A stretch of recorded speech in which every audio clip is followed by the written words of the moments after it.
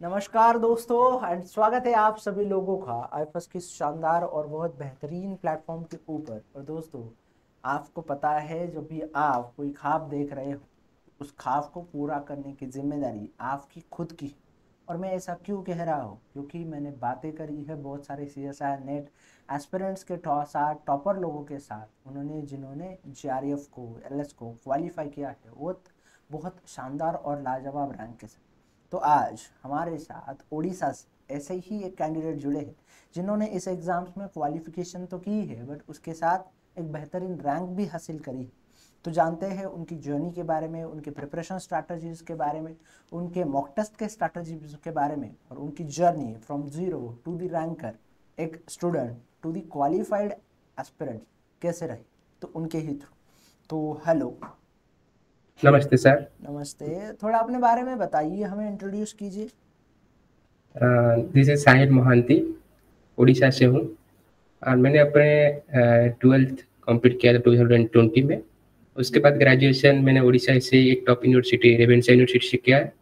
उसके बाद मैंने CUT के थ्रू डॉक्टर हरि सिंह गौर विश्वविद्यालय जो कि MP में है, सागर यूनिवर्सिटी के नाम से जाना जाता है, वहाँ पे अपने मास्टर कंप्लीट किया। अभी जस्ट कंप्लीट हुआ है एंड ये मेरा जुलाई वाला अटेम्प्ट में ही क्लियर हुआ है। ओके। तो पहले तो दोस्त कॉन्ग्रेचुलेट करना चाहूँगा आपको पूरे फैमिली की तरफ से। Thank you sir.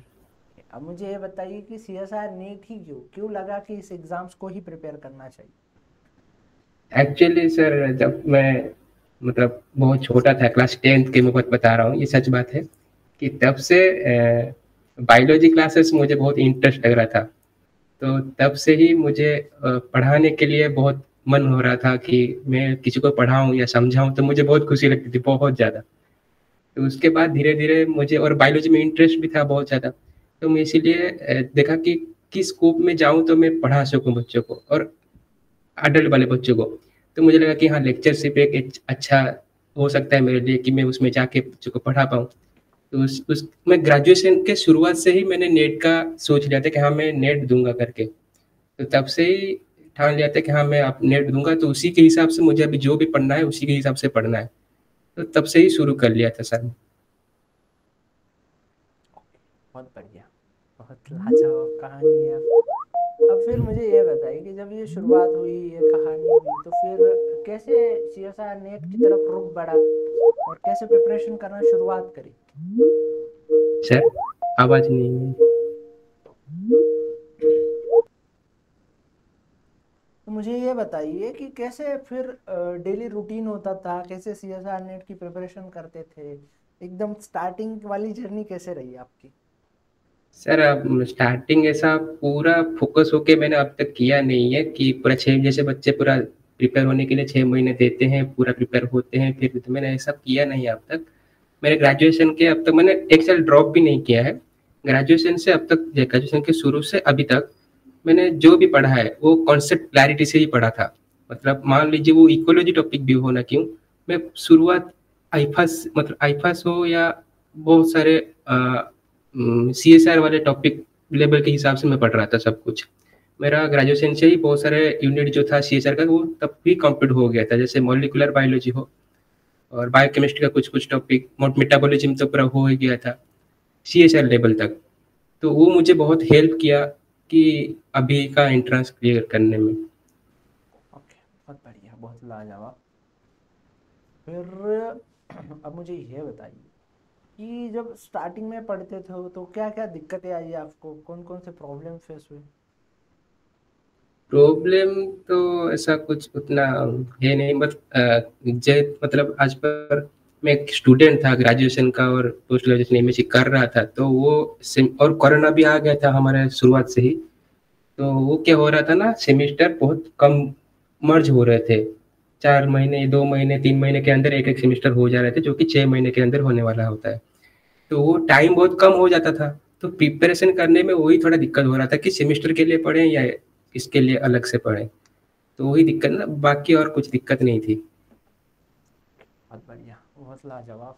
अब मुझे ये बताइए कि जब प्रिपरेशन स्टार्ट करी थी तो कितनी यूनिट्स को टारगेट किया था इस वाले अटेम्प्ट्स के लिए।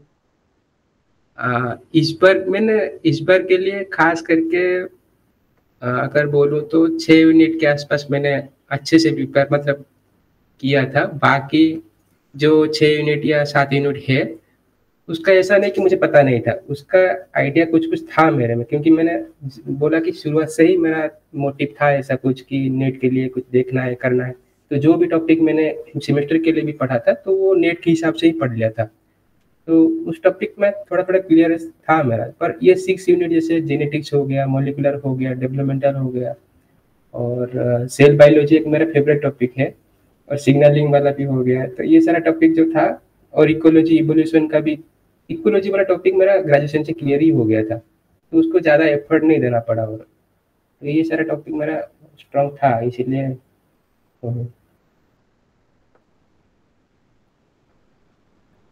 अब मुझे ये बताइए कि उन सारे यूनिट्स में सबसे पसंदीदा यूनिट कौन सी रही? Cell signalling and cell biology भाई, 2 यूनिट। रीजन यानी क्या रहा था रीजन इसके पीछे? रीजन सर, मैं जब ग्रेजुएशन में था तो तब आईआईटी एग्जाम के लिए मैंने सोचा था, एक एग्जाम होता है वो देने के लिए। तब क्या हुआ ना, मैंने बहुत सारे यूट्यूब ढूंढा कि कहाँ बहुत अच्छे लेवल के पढ़ाई होते हैं। तो आईफास का एक डीजे सर होते हैं, तो डीजे सर सेल बायोलॉजी की यूनिट बहुत अच्छे से पढ़ाते थे, मतलब बेस्ट थे। तो उन तब से मैंने सेल बायोलॉजी का यूनिट शुरू कर लिया था। फिर जब मैं कोर्स लिया एमएससी के फर्स्ट सेमेस्टर में, तब मैंने प्रियांशु सर से वही सेल बायोलॉजी पढ़ा। तो मुझे एक चीज वहां से पता चल गया कि आईफास से तुम जहाँ आईफास के तुम जिस भी टीचर से पढ़ो, उनका कंटेंट अलग नहीं होता है। आपको डरना नहीं चाहिए कि हाँ ये सर ये पढ़ा रहे हैं तो दूसरे सर आके यही पढ़ाएंगे तो दिक्कत होगी, ऐसा नहीं है। जो सर पढ़ाते हैं वो सेमी कंटेंट, मतलब कंटेंट सही है, आपको डरना नहीं चाहिए। मुझे वही हेल्प किया था। तो सेल बायोलॉजी मेरा ऐसे ही प्रियांशु सर और डीजे सर की वजह से स्ट्रांग हो गया है।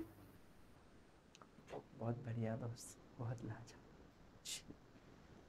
अब मुझे ये बताओ कि कौन सी यूनिट्स ऐसे रही जिसने प्रॉब्लम दिया, जिसके सवाल सॉल्व नहीं होते थे, जिसने एग्जाम हॉल में आपको थोड़ा ऐसा मतलब मायूस किया? मायूस करने वाली थी सर बायोकेमिस्ट्री।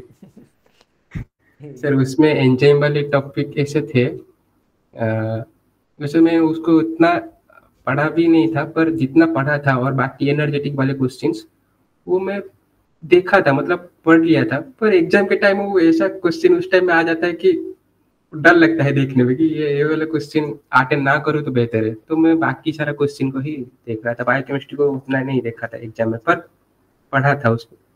उसके पार्ट बी वाले क्वेश्चन जितना होता था वो मैं कर लिया था। और पार्ट सी में जो बायोकेमिस्ट्री के क्वेश्चन होते हैं, जो न्यूमेरिकल वाले होते हैं, तो वो थोड़ा मैं पीछे आ गया था कि रिस्क नहीं लेना चाहिए।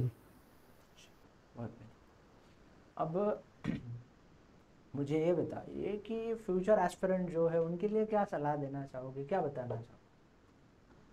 कि जो भी पढ़ रहे हैं, एक चीज, एक कॉन्सेप्ट क्लैरिटी का इम्पोर्टेंट है, उसको ध्यान दीजिए। कि अगर आप कुछ कोई भी चीज पढ़ रहे हैं तो उसको कोशिश करिए कि उसको समझने के लिए अंदर से खुद से समझने के लिए, कि हाँ मैंने ये इसको ऐसा समझा है करके। अगर मान लीजिए कोई भी टॉपिक हो, अब पढ़ लिए, पढ़ लेने के बाद आपको खुद से मतलब एक बार खुद से समझा दो कि हाँ ऐसा ऐसा ऐसा ऐसा है, तो क्लियर हो जाएगा। तो ऐसे क्लैरिटी जब रखोगे तो बाद में ज्यादा दिक्कत नहीं आएगी, ज्यादा एफर्ट देने नहीं पड़ेंगे, वो हो जाएगा। बहुत बढ़िया। Thank you so much for sharing your experience, your journey, your thoughts with us. Wishing you very all thank the you. Best.